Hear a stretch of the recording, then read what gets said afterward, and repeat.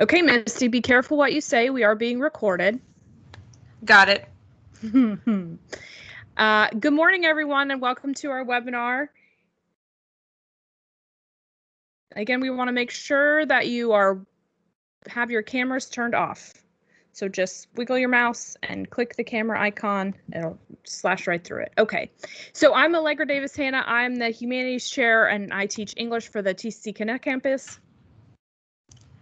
I am Misty Wilson-Mehrtens. I teach history, and I am the Social Sciences Chair. And although she's not speaking today, Angela Thurman is also with us, and she is the Econ and Sciences Chair. And she's going to be monitoring the chat for us. Make sure we get to your questions and don't miss anything. So before we get started, I'm sure that you guys all know that last Friday night, we lost a major figure in American history. And it would just be kind of unprofessional of us to not at least acknowledge her passing since it's so recent. So on Friday night, we lost Ruth Bader Ginsburg. She has been serving the United States for about 40 years. Quite a remarkable life. So if you have the time, I definitely recommend diving in, looking at some of her decisions, and go in there critically. See what you agree with, see what you don't agree with, see how you think she's affected our life. Allegra, did you want to add anything? No, sorry. I'm just trying to make sure everybody gets in the meeting here and make sure that we have the cameras off. It looks like everybody's muted. All right. So we're going to talk today about generations and how they impact voting and political beliefs. Misty, do you want to tell us about the generations? You're the historian. So currently in the United States, we have 7 living generations. This is a little bit confusing for some people, and generations, while I'm going to give you specific years, I want you guys to think of them as somewhat porous, because especially if you're born on the cusp, you might fall more into the older generation than you do the younger generation, and vice versa. Allegra and I are both, Allegra, how do you say it? Millennials? Yeah, I believe it's millennials. Yes. So there is a tendency for sometimes those people born around that cusp to really be more like Xers than millennials. And we'll talk about that as we go on. But the 7 generations that we have currently living are the greatest generation, which was born about 1901 to 1927, the silent generation, which is 1928 into 1945, and that's the generation that is probably most often overlooked. I know that Xers think that they're the ones that get skipped, but really it's the silent generation. Then we have the generation we hear so much about, the boomers. Those are 1946 to about 1964. Boomers are from the baby boom coming off of World War II. Then we're going to have Generation X, which is 1965 to 1980. Millennials, which at one point we were called Generation Y, is going to be 1981 to 1997. Post-millennials are Generation Z, 1998 to about 2010. And then we actually have a generation that's being argued about right now in the literature, post-gen, sometimes called Gen Alpha. And that's going to be roughly right now 2011 to about 2020. But we'll see how that plays out as history goes on. And generations tend to come up with their own names once they get defining characteristics. So that's why millennials kind of switch from being Generation Y. Yeah, my daughter is a post-Jenner, and if you asked her right now, she'd probably say she's Peppa Pig. So yeah, that's why we don't ask them when they're 5. So today we're going to hopefully answer the question that some people may be asking, which is, does it matter what generation you belong to? Does that really impact how you act, what you believe, and what you tend to do? And certainly you're not going to agree with everyone in your age group about everything, but we're going to talk about whether your generation influences you politically. So to think about generational research, it's helpful to remember that your age is one of the most common predictors of your attitudes and behaviors. Age tells us 2 things. Number one, where you are in the life cycle. So we're going to talk about people who are aged for home buying and child rearing. We're going to talk about people who are aged for retiring, people who are getting married, people who are going to college. Those are places in the life cycle. And then your age also tells us what group you belong to. So which generation? Are you a baby boomer? Are you a Gen X? Are you a millennial? Or in my case, a millennial old? And generations are just one way to group people who are born around the same time. And so Angie is asking folks in the chat to kind of identify their own generations now that we've gone over it. And I think that's a great idea. Really, generations are about 15 to 20 years, and they focus on when people were born. So most people in college right now are probably Gen Z, but there are also plenty of baby boomers in college. So when we say, all millennials or most millennials do X, Y, or Z, we know it's not all of them. And the way it was explained to me once is it's kind of like being called a Texan, right? Not everyone in Texas says y'all, but most people in Texas say y'all. Are there some people outside of Texas that say y'all? Absolutely. So do most millennials like to drink lattes? Probably. Does Misty? Not really. Does my mom? Yes. So it's not a hard and fast predictor of you will definitely do X, Y, or Z, but it's a study of kind of trends and things that people tend to have in common. And so when we think about generations, and we're going to talk about this several times today, there's three things to remember when we say generation. One is the age. And again, that's whether you're an older person or a younger person and where you are in the life cycle. One is period effects. So those are events that happen during a person's lifetime or immediately before a person's lifetime that impacts multiple generations. So if you think about things like Vietnam or Watergate, those affected people of multiple generations and how they saw the government and whether they trusted the government, right? So that's not just a particular generation, that's really everybody who was alive then. And then you have your cohort group, and that's your millennial or your Gen Z. And you guys will go through unique circumstances and experience particular social forces that shapes your experiences and your opinions and your beliefs and your values. So for instance, millennials were really the first people to have computers connected to the internet in their homes as teenagers and maybe even as middle schoolers. So that impacted our lives in a myriad of ways and unimaginable ways.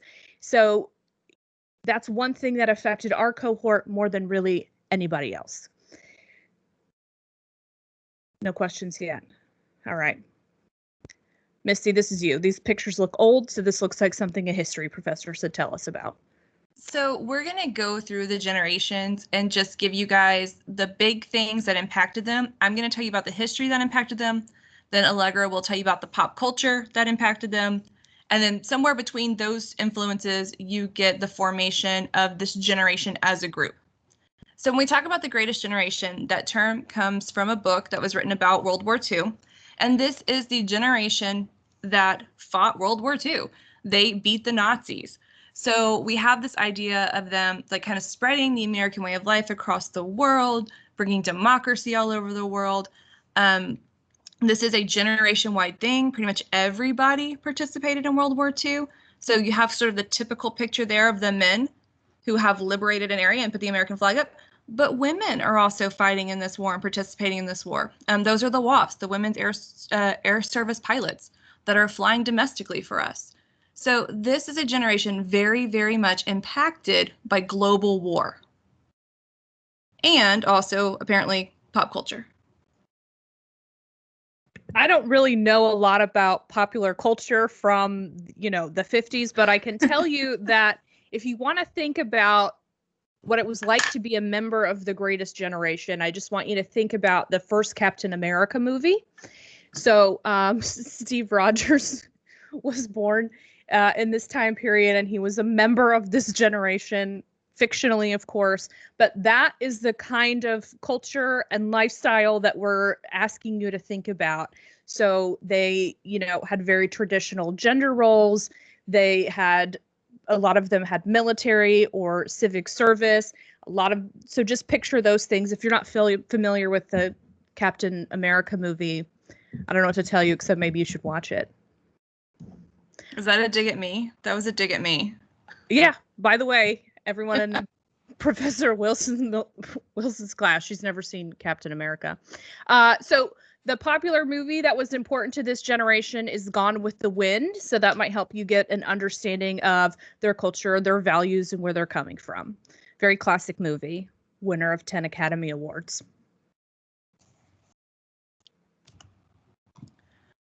All right, so the next generation is the silent generation. And like I said before, this is a group that gets overlooked.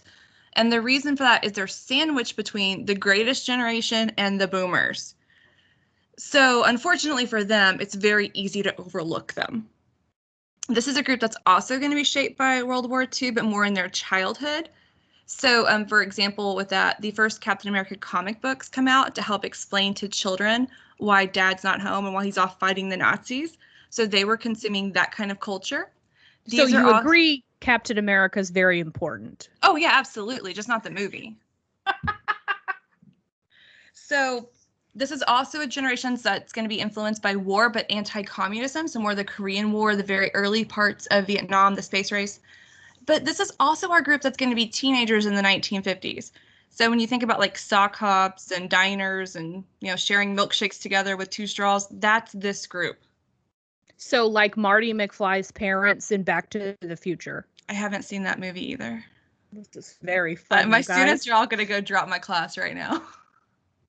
Well, I mean, Back to the Future is kind of a dated reference, honestly. So I bet a lot of our students actually haven't seen that movie. But yeah,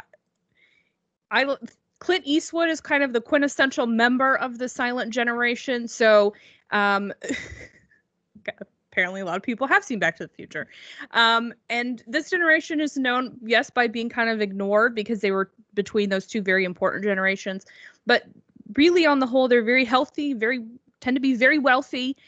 They're the people who, if they got a job in a factory, could then afford to buy a house and send their kids to college. So different economy, different circumstances. And so sometimes this generation is actually called the lucky few. It was a smaller generation in terms of demographics, and they tend to be healthier and wealthy than people in either of the others. And they're also lucky, just as a way to point this out, is because they were just a little too young to fight in World War II. So they missed that, but then they reap all the benefits of the economic boom. Mm-hmm. All right. And their movies are these kind of classic 50s, 60s movies, From Here to Eternity with Frank Sinatra, Gentlemen Prefer Blondes with Marilyn Monroe. So culturally, those are their movies. All right, baby boomers. You guys probably all know baby boomers. This is a group that's talked about a lot. This is the first generation where, and I don't mean this to be mean, but like where childhood was special. Their parents have just come out of World War II. They have seen the very worst of what humanity can do to each other. So when their parents started having kids, they wanted to give their kids this really special childhood. These are the first group of Americans that have toys that are marketed just for them, TV shows, breakfast cereals that are just for kids. And when they get older, they're going to be facing these dramatic social changes. So some of the baby boomers are going to be hippies. Some of the baby boomers are marching with Martin Luther King. The older baby boomers are the ones that are going to be able to tell you where they were exactly when Kennedy was assassinated. So this group has seen a lot of really dramatic change in their lifetime. My parents are both baby boomers, and I know probably most people know this, but I will say they're called baby boomers because when the war ended, a lot of people commenced having babies, and so there was kind of a boom in the number of children being born. That's where that name came from. I think most people probably knew that. So here are some famous baby boomers. There's a little controversy about whether Michael Jordan is a baby boomer or a member of Gen X, because he was born, I think, in 1964. But so we start to see some of the big icon or titans of technology here. So Bill Gates is a baby boomer. Steve Jobs was a baby boomer. Jeff Bezos is, just like Michael Jordan, barely a baby boomer. And so these folks right now are known for having a lot of the political and economic power. And they're also known for really kind of when political division or divisiveness started. Obviously, it's gotten a little more dramatic since then. But, Oprah was a baby boomer, President Clinton as well. And here are some movies that kind of defined their generation. So they were teenagers or in high school, maybe college when Star Wars came out. Rocky, The Godfather. These are movies that tend to be important to baby boomers. All right, Generation X. So Generation X often complains about getting overlooked, and they have the same problem as the silent generation. They are sandwiched in between the baby boomers and the millennials. Everyone was writing about the baby boomers. Everyone's writing about the millennials. Everyone kind of overlooks Generation X. When they were growing up, they were sometimes called latchkey kids. They were the kids that walked themselves home from school. They would watch themselves. We would never do that today with children. They're going to be influenced by, again, a lot of really dramatic events. The Challenger explosion is probably the one that has the most immediate impact on the older ones. They remember being in school and watching that happen. But they also lived through the AIDS crisis. And that's one of the pictures you're seeing here. It was called the die-in as a way to protest what's going on with AIDS research and with AIDS medicine. And then I put the arcade picture there because this is the first group, if you've watched Stranger Things, that got to go hang out in arcades, play a lot of video games. Mm-hmm.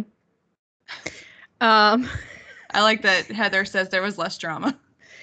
Yeah, there is. For Silent Generation and Generation X, there's less drama, and they come between these big generations because, again, baby boomers were a huge generation, and they gave birth to millennials, which were even bigger. But Gen X, had a lot of important folks as well. So in terms of technology titans, the guys who invented and created Google were Gen Xers. A lot of people who we think of as being kind of super famous Hollywood stars like Jennifer Aniston, Brad Pitt, Angelina Jolie, Reese Witherspoon, all of that whole generation of Hollywood was Gen X. Kurt Cobain is a musician who I'm hoping most of you know. Same with Ice Cube, musician from Gen X, who I'm hoping most of you know. Really known for having kind of a more cynical outlook toward life, less optimistic, I guess, than baby boomers were. And they are good with technology, but not nearly the same as millennials. And so that's why, even though Misty is technically a millennial, she identifies with Gen X sometimes because I have to explain how to use everything to her. I believe Angie or Professor Thurman is Gen X, but I don't want to tell you her birthday, so that's my guess. So here are some movies that are important to that generation. Reality Bites is kind of a romantic comedy, but it's also about people who are very cynical. Boys in the Hood, The Breakfast Club is probably one that a lot of people are familiar with. So these are really important movies for Gen X. And yes, great music, great movies, important to this generation. I mean, great in my personal opinion.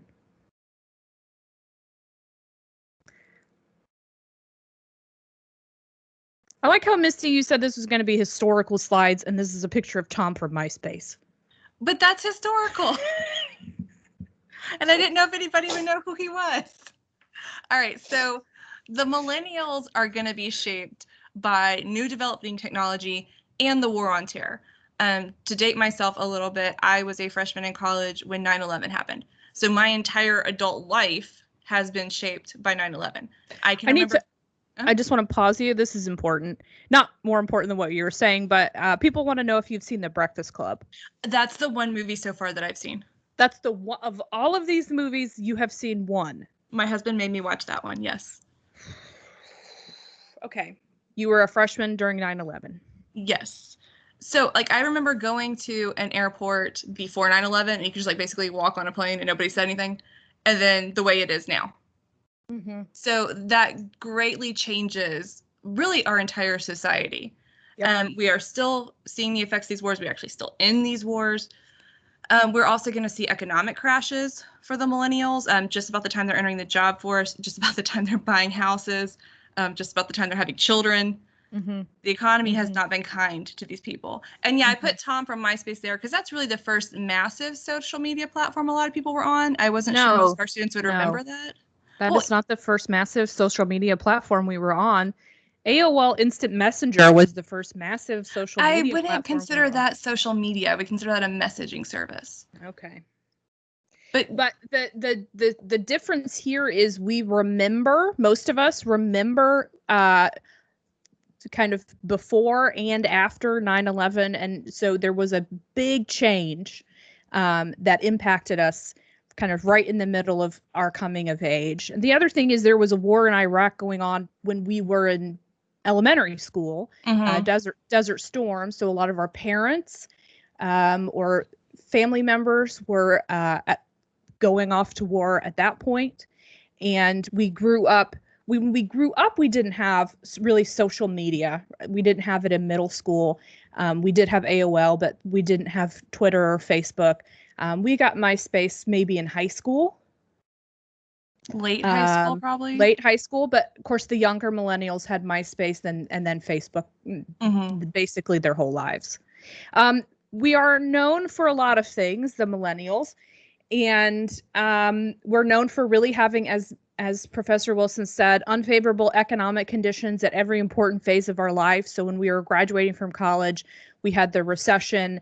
When we're home buying now in a kind of another recession, but we're also known for being well educated, very good with technology, digital natives, we are sometimes called. Social justice is very important to this generation. Diversity is increasingly important to this generation. I have well educated and then high rates of education. So I guess that was really important to me to put on there. Criticisms, we're attention craving. And a lot of those criticisms were because we were a huge generation, just in terms of numbers. There were a lot of us, and we were typical children. So yeah, we were attention craving. And I also get criticized a lot for loving lattes. So what's important, though, is how many of these people my co-presenter can identify. Okay, so I know Emma something. Joan? Sure. Harry Potter. Sure. Taylor Swift. Good. Girl Harry Potter. Beyonce. I'm glad you got that one. Donald Glover. Uh-huh. A basketball player. Mark Zuckerberg. How did you know that was a basketball player? What gave it away? Y'all, I read books. I don't do this. I'm sorry. So you're not able to identify Jennifer Lawrence from The Hunger Games, Serena Williams from tennis? Nothing? Nothing. This is LeBron James. And Scarlett Johansson? Nope. Okay. But again, more technology titans. So the person who invented Facebook, Mark Zuckerberg, well, co-invented, I don't really know how that all shook out, but the Facebook guy is a millennial. So you see generationally, baby boomers invented Microsoft, Gen Xers invented Google, millennials invented Facebook. Yes, it started as a way for people at Harvard to check each other out. So here are some movies important to millennials: Harry Potter movies, Lord of the Rings movies, a lot of high school we had a lot of high school movies. So Bring It On and Mean Girls. Misty, have you seen any of these movies? 3 out of 4. You've seen 3 of these. Have you not seen Harry Potter? I've seen Harry Potter. I haven't seen Lord of the Rings. Oh, it looks real long. I can't sit there that long. That's how I feel about history books. Totally different. All right. So Gen Z, which I think, just gauging from the chat, a lot of our participants are from Gen Z here, born. Oh, Misty, you do the history part. So 1997 to 2012, again, porous. So it might be just a little bit before 97 or a little after 2012. This generation has been shaped by the War on Terror, but is known for being really optimistic. This is the generation that saw the 2008 election and the inauguration of Barack Obama. They are known for being very interested in using their own voice. 40% of this generation say it's critical to be involved in politics or in their local government. So this is a generation that a lot of researchers are watching because we haven't seen that kind of data reported from a generation since going back to the Greatest Generation.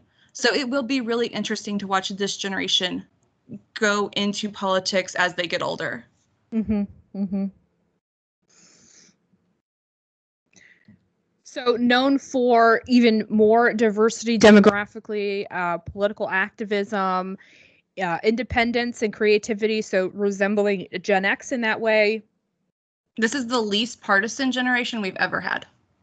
Yes, least divided politically and really seeking stability. So millennials were seeking like success and seeking like, they're job hopping to find a better gig. And Gen Z is really more focused on stability, probably because they grew up in kind of unstable times. So how many of these people do you know, Misty? I know one of them. Which one? And I don't even know her whole name. Okay. The last picture, I know it's Billy something, and I think she's a singer. She is a singer. That's Billie Eilish in the corner. I know you've seen Stranger Things. Yes. So that's 11 in the corner. Okay, that's Millie Bobby Brown. Dress holding waffles. I guess so. In the middle are Willow and Jaden Smith. So those are the children of Will Smith and Jada Pinkett Smith. And Zendaya is at the top. I added her photo because she just won an Emmy. Youngest person to ever win one. Nothing? Do we know yet what this generation is going to be affected by in pop culture? No, I don't have movies for them because who knows, right? It changes every day what movie's popular. And so we need a little bit of time to look back. They're still being impacted. So it's hard to gauge what was important or will be known to be important. I can tell you that I have a child who's in Gen Z, and she really likes The Hunger Games. But that's a Millennials movie, so I don't know. All right, so the next generation, the last living generation so far, is the post-G generation, or sometimes called Generation Alpha. This name will change. Do not get emotionally attached to this name, because when they grow up, they're going to decide what they want to be called. But we left this blank intentionally, because honestly, we just don't know. They're like 8 and younger. So they don't have any defining characteristics, but they are coming up, and before we know it, they'll be in our college classes. Hopefully, I hope that they get a really cool name, and the truth is Generation Z's name could change as well, because we were Generation Y until I was out of college.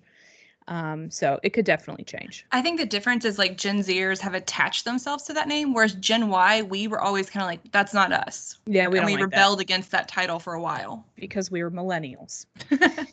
So one thing that's important to know is that while all generations have defining characteristics and tend to value certain things over others. So for instance, millennials really valued success and Gen Z is really looking for stability. It's always been common for older generations to criticize younger people. So it's not that there was anything inherently bad about millennials, and it's not that there's anything really new about the silent generation or the baby boomers criticizing millennials for. Really, that's not new, right, Misty? Right. If we go back to even before the Common Era, we can look at Aristotle, and he's complaining about these young kids that don't know anything, but they think they do, and they're mouthing off to him, and he doesn't like it. Skip forward to the 1600s. We've got Thomas Barnes doing the same thing. He's saying this generation is saucy. He's never seen a more savagely saucy generation. The ancients are turning over in their graves. And then I really like this one from the Daily Mail in 1925. This new generation is grossly thoughtless, rude, and utterly selfish. So when your generation gets criticized by an older generation, that is a time-honored tradition. Don't take it personally. It is just what it is. And this has ended, right, Allegra? We don't do this anymore? No. So we've got 2 Time magazine covers. The first is from 1990, so that's really when Gen X was coming of age. And they were in their 20s. And we have this very kind of unflattering picture of people wandering around aimlessly. And it says laid back, late blooming, or just lost, right? So kind of criticizing that generation. And this Time magazine cover, which I feel personally attacked by, which of course that's a very millennial attitude to have. The me generation, right? Millennials are lazy, entitled narcissists, all true, who still live with their parents. Why they'll save us all. So again, very honored tradition of people looking at younger generations and thinking about what defines them, what is, critical about them, but also really maybe they might save us. I don't know. I don't think millennials are saving anyone. But we want to talk because remember, generations are important because the three things we have: age, period events, and then also your cohort, the people who are in your age group. So if we think about the coronavirus, not sure if you've heard about that, but it's a current pandemic. It has affected people in all generations, but because they are in different places in the life cycle, it's affected them differently. So if we think about baby boomers, those are mostly retired or retiring folks. So it's impacted their health care. It's also kind of led to more isolation, but a lot of them also find themselves babysitting because children are not in daycare or not in school as they once were.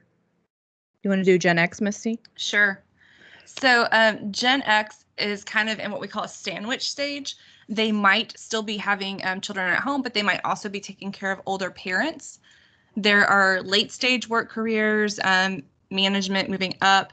Some of them are probably working from home, but not all of those jobs translate well to working at home. We're also going to see that they're very concerned right now with healthcare and with childcare because, again, they have children still. Mm-hmm. Millennials are in their home buying and child raising years. So, of course, an important stage of life, which means something bad has to happen to us. And they are more likely to be successfully working from home just because they are more likely to have jobs that lend themselves easily to working from home. So Misty and I are both working from home right now. A lot of millennials may still be living with their parents. They're in their 20s and 30s right now, so it's possible that they are living with their parents still. A lot of them, especially during the pandemic. Yeah. A lot of them are homeschooling their children, and of course, they have concerns for healthcare at this time. So Gen Z, for the most part, has been in college or is entering college. So they're navigating how to do that online. Some Gen Z have moved on into careers. Again, this is going to be careers that are likely able to be done from home, but not a guarantee, especially people that are doing like gig work. A lot of Gen Zers are not yet to the home buying stage, so they're renting, or some of them are returning home if they were in college to stay with parents. And then, of course, again, right now, pandemic, healthcare is a concern. And the post-Z generation is probably going to be most shaped by this because they are children, well, really Z and post-Z, but they're going to have at least half, maybe a whole year where they don't go to school the same way or school isn't the same. A lot of them are feeling isolated from their peers. So if you're starting kindergarten or first grade, you maybe don't even have friends in your age group if you're doing online school. And this is likely going to cause some degree of anxiety. And really the truth is it's causing some degree of anxiety for people in all of the generations for one reason or another. Whether it's you're retired and you're worried about your health critically, or whether you're trying to finish college, right? So it can impact all of them just a little bit differently. And we're talking in broad strokes. So you personally might be more anxious than somebody else in your generation, but there's Absolutely. an overall effect of this. Mm-hmm. This is much like World War II. There is no avoiding coronavirus. You could maybe avoid Korea. You cannot avoid this. Right, right. And somebody asked a great question, which is, if COVID wasn't a thing, wouldn't all generations still care about healthcare? Sort of. So definitely older generations would care about healthcare, but from Gen Z and younger, probably not really. It's probably not something they think about. They either have always gone to the doctor on their parents' insurance, or they've gone when they could, but they wouldn't really be thinking about it on a day-to-day basis. Well, and the type of healthcare might be right, a different concern. Exactly. All right. I did anxiety already. So let's talk about generations in politics, because now we hopefully have a good idea about what has defined each of these generations. And again, your age, the events that you've experienced, and your cohort, your personal, your specific generation, all of those things are going to inform political leanings and feelings. And again, broad strokes. Yes. You'll see that Gen Z is not on here. This is from 2017, and at that time, members of Gen Z weren't eligible to vote. Well, no, some of them were, but not. They were statistically too small to measure. Yeah, that's the problem. So you'll see that millennials are more Democrat, tend to be more likely to be Democrats, and folks in the older generations tend to be more likely to be Republican. Now, does that mean all millennials are Democrats? Of course not. But you see that there's a generational shift happening. Now, some of that is age, but a lot of that is generational. So what people went through, experienced, has shaped their beliefs and their political leanings. Okay, so this chart is really interesting for a few reasons. And the way to read it might be a little bit complicated at first, but it's comparing each generation to itself at different points in time, but then also comparing to other generations at the same point in time. So we've got millennials in 04, X in 04, boomers in 04, and the silent generation in 04. At this point, the greatest generation now is statistically too small to measure. So you're going to stop seeing them included in a lot of these charts. And really what you see is the bottom, these kind of darker bars are tendency toward being liberal. And I'm pointing at the monitor like anyone can see that. These light colored kind of khaki bars are folks who feel mixed. And so that's people who say it really depends on the issue. So some of those folks might say, I'm fiscally conservative, I'm socially progressive, something like that, right? So it depends on the issue, or depends on the particular candidate is who I'm going to vote for. And all this data is coming from the Pew Research Center, which is a fairly well-respected research center. Z is not on here, again, same reason, it's too statistically small to measure, but you're likely to see, because they're the least partisan generation, more of that in the middle with Z once we start getting them measured. And so some things to note, right? Clearly in 2017, a lot more millennials, that's 57, I did some math there, percent leaning or consistently liberal, and then another 31% mixed. And so that leaves only 12% of millennials in 2017 to identify themselves as conservative. And keep in mind, this is also federal polling. So yes, if we were going to do this in Texas, it would look a little different. It would look different in Texas, yes. But you see the trends are different. And what's interesting is that things do change over time. So generations have some identity, but also things change over time. So between 1994 and 2004, a lot of things changed in the world, and that may have impacted a lot of people's political leanings.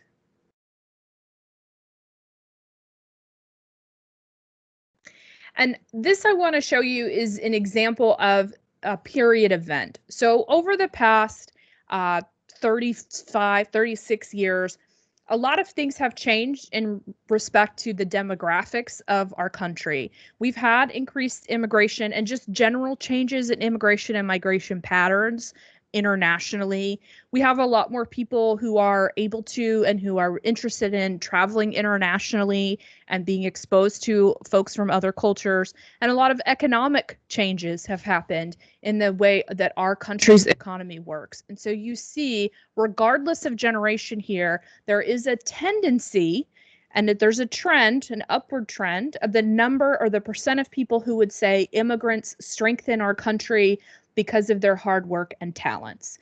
And they asked in 1994, only 29% of the silent generation, only 31% of baby boomers would say yes.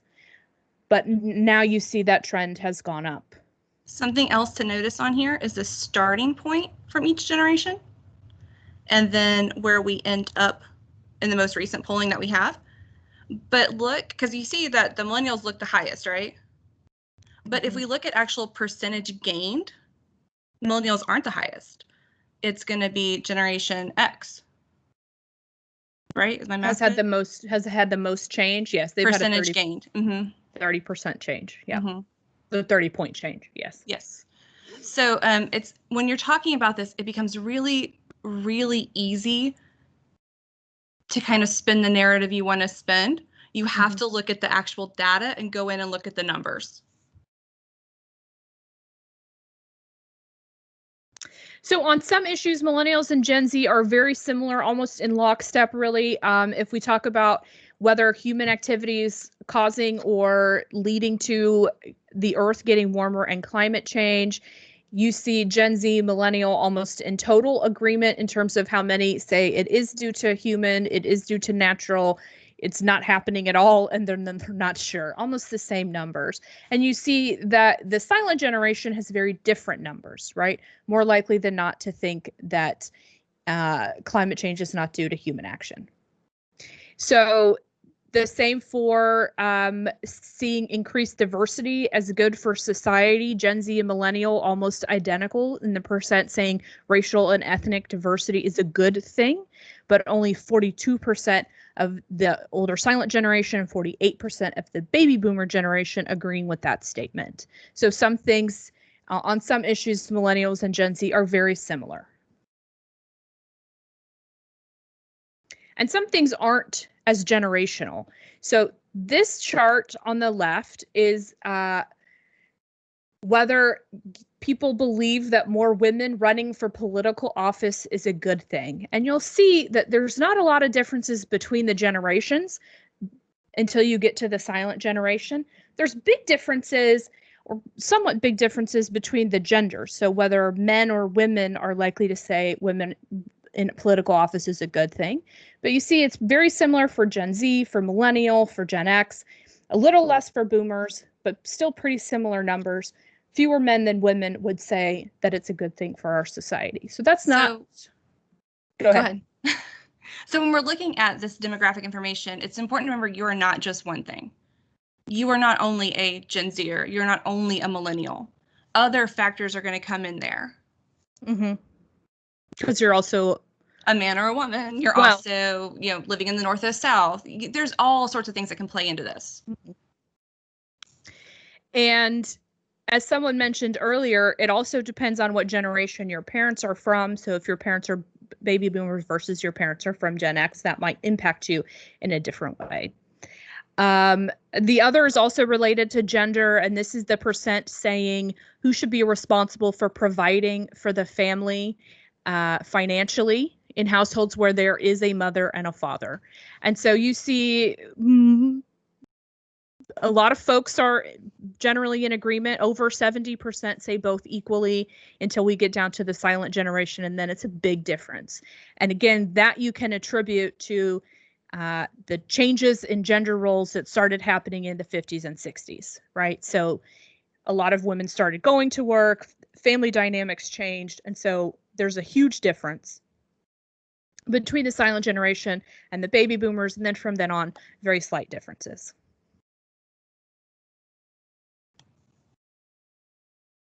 But some things are extremely generational, and that you can attribute to how the situations and the circumstances that happened when people were growing up. So about half of Gen Zers and millennials say same-sex marriage and interracial marriage are good for society, but you see there are stark differences between the generations beyond that. And that is because millennials and Gen Zers grew up with a lot more diversity, a lot more exposure and awareness of people who were gay and lesbian, a lot more, we knew a lot more of those people, and we saw a lot more media representation.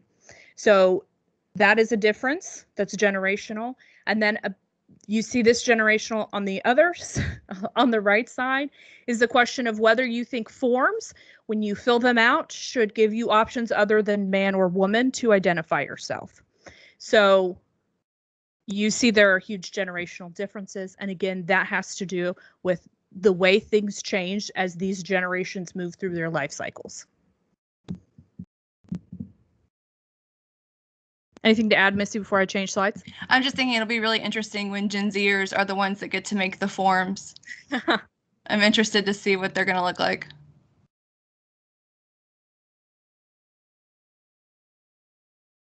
All right, so what we talked about today is just ways to think about what is affecting your politics. It is not to say that if you're in any one group, that's how you are going to vote or how you should vote. We just want you guys to kind of be aware of the influences that are affecting you and then really think through if you agree with those things or not. So the deadline to register, if you want to participate in this upcoming election, which I'm going to assume most of you have heard about, is October 5th. So it's got to be 30 days before Election Day in Texas. You have until October 5th to register. And then early voting this year has been extended because of the pandemic we're in. If you are worried about voting for a safety reason, I highly, highly, highly recommend early voting. The earlier you go, the fewer people will be there. You can be in and out in 10 minutes. Mm-hmm. I think one of our previous presenters said she timed herself from her car going in to getting back in her car, and it was 8.5 minutes. So early voting is best. I waited till Election Day once, and I waited in line for 2 hours. So learn from my mistakes. Don't do that. But if you have to do that, Election Day is Tuesday, November 3rd. Can you bring kids with you to vote? Absolutely, you can. I bring my daughter every time I vote. Yes, I bring mine as well. They can't push the buttons for you, even if you think it would be a fun thing for them to do. You have to push the actual button yourself, but they can go with you. They can go in the voting booth with you.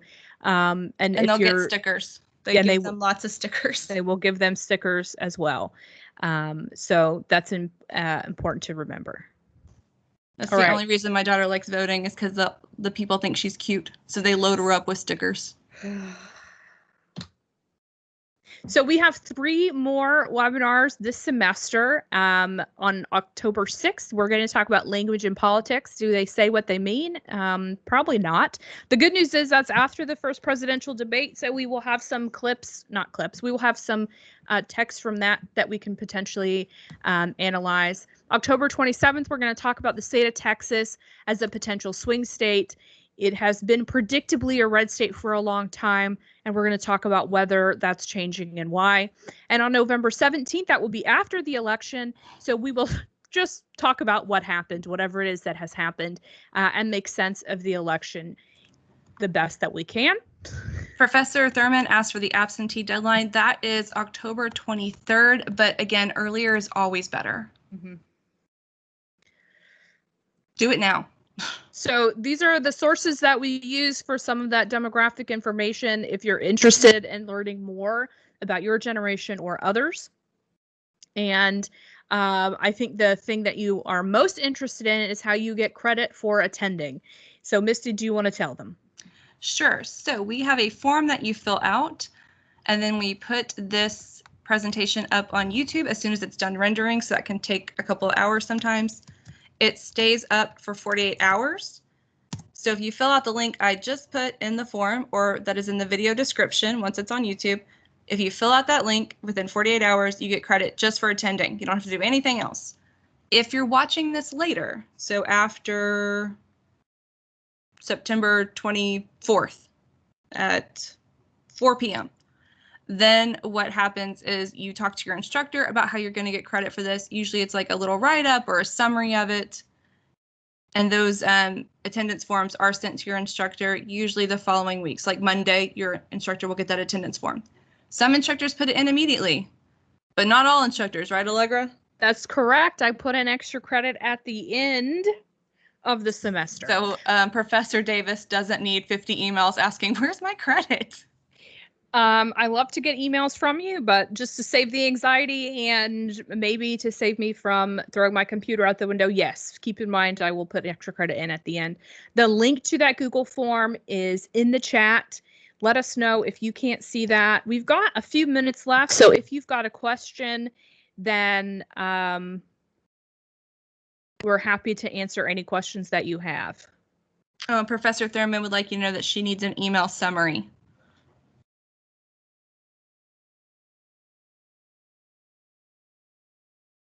I think most people's questions are going to be related to why Misty has never seen any movies, but, you know.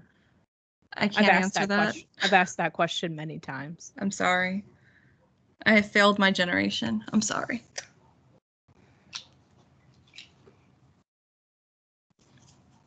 All right, I'm going to stop the recording. I don't see any more questions, but if you've got them, you can type them in. I'll wait a minute. Yeah, these people want you to make sure that your daughter gets to see movies, Misty. That's what's important. I will be a good parent. All right. If you're Thurman's student, please email her. If you're not Thurman's student, you don't need to email her. Yeah. Or do. That would be a great prank. Everyone email her. Just kidding. Yeah, fill out the Google form. The link is in the chat. Misty's going to keep posting that link, and I'm going to stop the recording, but we'll hang out just in case anybody has any more questions.